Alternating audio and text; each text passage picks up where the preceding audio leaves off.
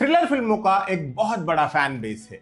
As of the seat type thriller फिल्में और दिमाग घुमा देने वाली मिस्ट्री फिल्मों के दीवाने सारी दुनिया में मिल जाएंगे। लेकिन इस कैटेगरी में भी एक सब कैटेगरी है, वो है कोरियन थ्रिलर्स के दीवानों की कैटेगरी। कोरियन थ्रिलर्स के मुरीदों की संख्या भारत में भी बहुत ज्यादा है। इक्का दुक्का फिल्मों का जिक्र कहीं ना कहीं चलता ही रहता है। तो ऐसे में हमने सोचा कि एक लिस्ट उपलब्ध कराई जाए ताकि थ्रिलर्स के शादाइयों का अगले कई वीकेंड्स का जुगाड़ हो जाए। तो आइए नजर डालते हैं। ये ध्यान रखिएगा कि आप और हम हिंदुस्तानी हैं, तो कोरियन नामों के प्रोनाउंसिएशन में गलती हो सकती है, इग्नोर करने का।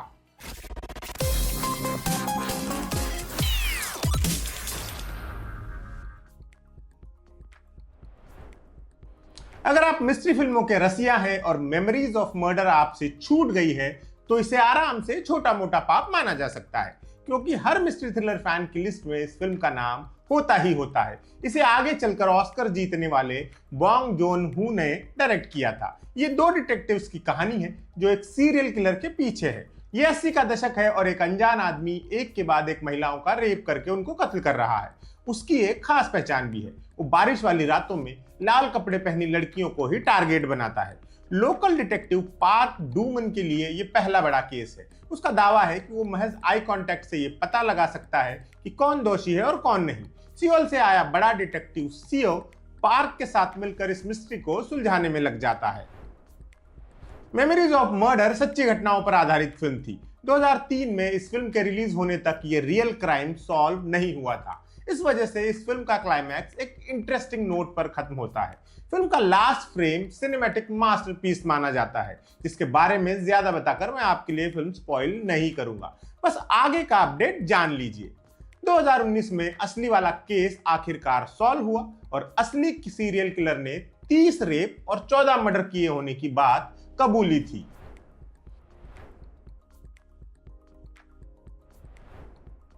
हमारी लिस्ट में अगली फिल्म है द मैन स्टैंडिंग नेक्स्ट। ये एक पॉलिटिकल थ्रिलर फिल्म है जो साउथ कोरिया में घटे एक ऐतिहासिक पॉलिटिकल मर्डर पर बेस्ड है। 1979 में उस वक्त के साउथ कोरियन प्रेसिडेंट पार्क चुंग ही की हत्या की गई थी। हमारी फिल्म प्रेसिडेंट के मर्डर और इसके इर्द गिर्द के राजनीतिक घटनाक्रम को एक थ्रिलिंग एक्सपीरियंस में बदल देती है। कोरियन सेंट्रल इंटेलिजेंस एजेंसी यानी KCIA के अधिकारियों से लेकर राष्ट्रपति के चीफ ऑफ स्टाफ तक कई हाई प्रोफाइल लोग अपने अपने मकसद के लिए घात प्रतिघात की लड़ाई लड़ रहे हैं। अगर आपने हाउस ऑफ कार्ड्स सीरीज देखी है तो ये जान लीजिए कि इस फिल्म में वैसी ही वाइब्स है। पार्क चुंग ही न सिर्फ साउथ कोरिया के प्रेसिडेंट थे, बल्कि उनका सेना से भी लंबा एसोसिएशन रहा था। उनकी छवि एक मिलिट्री डिक्टेटर की थी और उनके मर्डर पर बनी इस फिल्म ने साउथ कोरिया में धमाल प्रदर्शन किया था।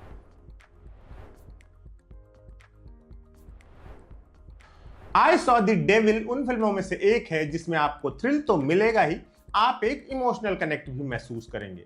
ये कहानी है साउथ कोरिया की नेशनल इंटेलिजेंस सर्विस के एजेंट सू ह्यून की, जिसकी मंगेतर एक साइको सीरियल किलर के हत्थे चढ़ गई है, जिसने उसकी बेरहमी से हत्या कर दी है। अंदर से खत्म हो चुके सू ह्यून की जिंदगी का एक ही मकसद है, इस सीरियल किलर को ऐसी सजा देना जो मौत से भी भयानक हो। आगे की फिल्म चूहे बिल्ली के खेल में तब्दील हो जाती है, जहां दोनों एक दूसरे पर भारी पड़ते रहते हैं। इस फिल्म का क्लाइमैक्स आपको चौंकाएगा भी और असहज भी करेगा। ये फिल्म देखने से पहले ये ट्रिगर वार्निंग नोट कर लीजिएगा कि फिल्म में बहुत ज्यादा वायलेंस है।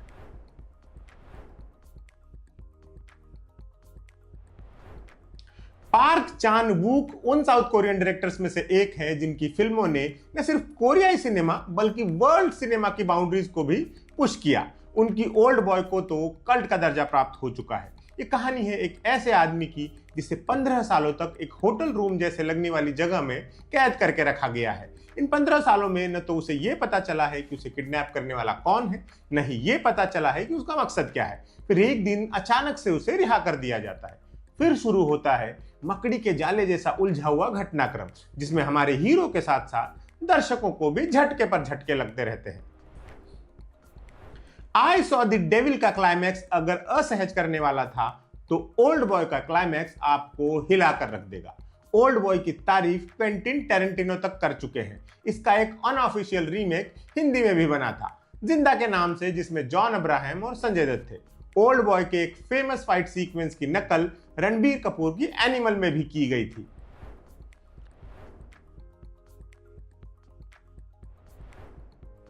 हमारी लिस्ट में जो अगली फिल्म है वो भी पार्क चान वूक की ही है। द हैंडमेडन एक इरोटिक साइकोलॉजिकल थ्रिलर है जो फिंगर स्मिथ नाम के हिस्टोरिकल क्राइम नॉवेल पर आधारित है।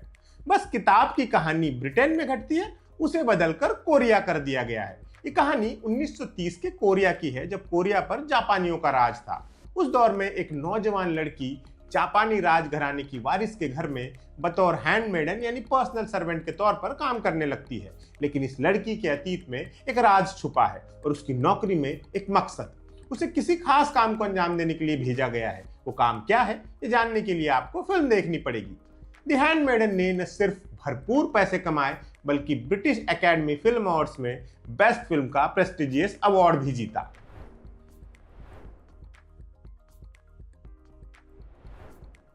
अमेरिकन जॉन विक का सेंट्रल आइडिया जिस फिल्म पर बेस्ड था और जॉन अब्राहम की हिंदी फिल्म रॉकी हैंडसम जिस फिल्म का रीमेक थी, वो है द मैन फ्रॉम नोवेयर।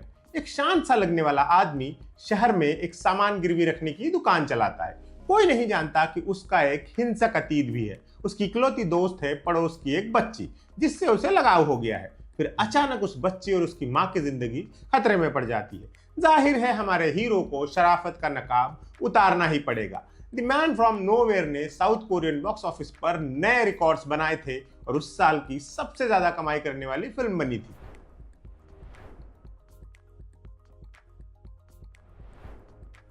अगर एक्शन थ्रिलर फिल्में आपको पसंद आती है तो the gangster, the cop, the devil आपके लिए ही है। ये कहानी है दो अलग मिजाज, अलग प्रोफेशन के लोगों की जो एक कॉमन मकसद के लिए साथ आए हैं। इनमें से एक गैंगस्टर है और दूसरा है पुलिस वाला। इन दोनों को ही अलग अलग वजहों से एक सीरियल किलर की तलाश है।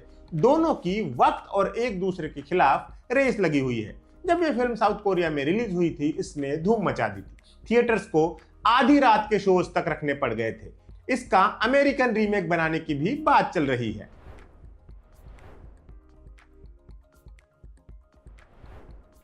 हमारी लिस्ट में अगले नंबर पर है इनसाइड मैन। 2015 में आई ये फिल्म कोरियन सोसाइटी में फैले करप्शन पर बात करती है। इसे वू मिन हो ने डायरेक्ट किया था। ये कहानी है एक करप्ट पॉलिटिशियन और उसका साथ देने वाले बिके हुए अखबार की। अखबार की मदद से नेताजी अपनी मंजिल हासिल करना चाहते हैं और अखबार वाले नेताजी के भरोसे अपना मकसद पूरा करने के मिशन में लगे हुए हैं। और इस नेक्सस के बीच कुछ बेगुनाह लोग फंस गए हैं। इस फिल्म ने अवार्ड्स, तारीफें और पैसा सब कमाया।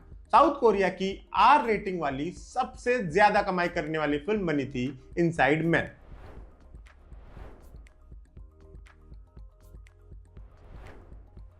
हमारी लिस्ट में आगे ऐसी फिल्म है जिसने हकीकत में ही सोसाइटी में बदलाव लाकर दिखाया। साइलेंस्ड नाम की इस फिल्म के बाद साउथ कोरिया के कानून में मेजर बदलाव हुआ। फिल्म की कहानी सुनने में असमर्थ बच्चों के स्कूल की है। स्कूल के कुछ फैकल्टी मेंबर्स इन बच्चों का बरसों से यौन शोषण करते आ रहे हैं। उनके खिलाफ खड़ा है इकलौता आदमी जो कामयाब होकर भी नहीं होता।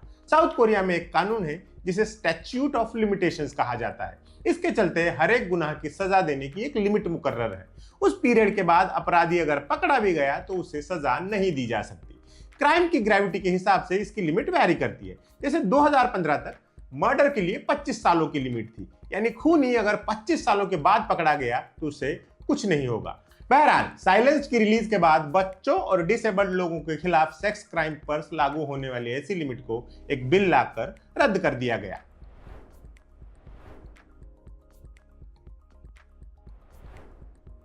इस लिस्ट की शुरुआत हमने बॉन्ग जून हो की एक फिल्म से की थी, एंड भी उन्हीं की एक मास्टरपीस फिल्म से करेंगे। पैरासाइट न सिर्फ एक थ्रिलर फिल्म थी, सोसाइटी की हिपोक्रेसी पर एक करारा सटायर भी था। एक ही शहर में रहने वाले दो परिवारों को केंद्र में रखकर बॉन्ग जून हो ने समाज के दोहरेपन को एक्सपोज करके रख दिया था। एक परिवार मालिकों का है और एक नौकरों का।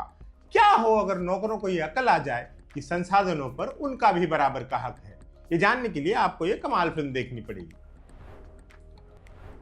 पैरासाइट पहली ऐसी नॉन इंग्लिश फिल्म थी जिसने बेस्ट फिल्म का ऑस्कर अवार्ड जीता।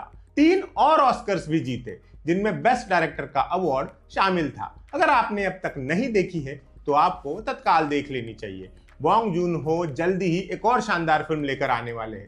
रॉबर्ट पैटिंसन की मिकी 17 का इंतजार तमाम दुनिया कर रही है, हम भी। तो ये थी कुछ ऐसी कोरियन थ्रिलर फिल्में जो आपका लगाया हुआ वक्त जाया नहीं जाने देंगी। कोरियन थ्रिलर और भी हैं, आप चाहेंगे तो हम इस एपिसोड का सेकंड पार्ट भी ला सकते हैं। क्या करना है कमेंट करके बता दीजिएगा और देखते रहिएगा एम बोले तो।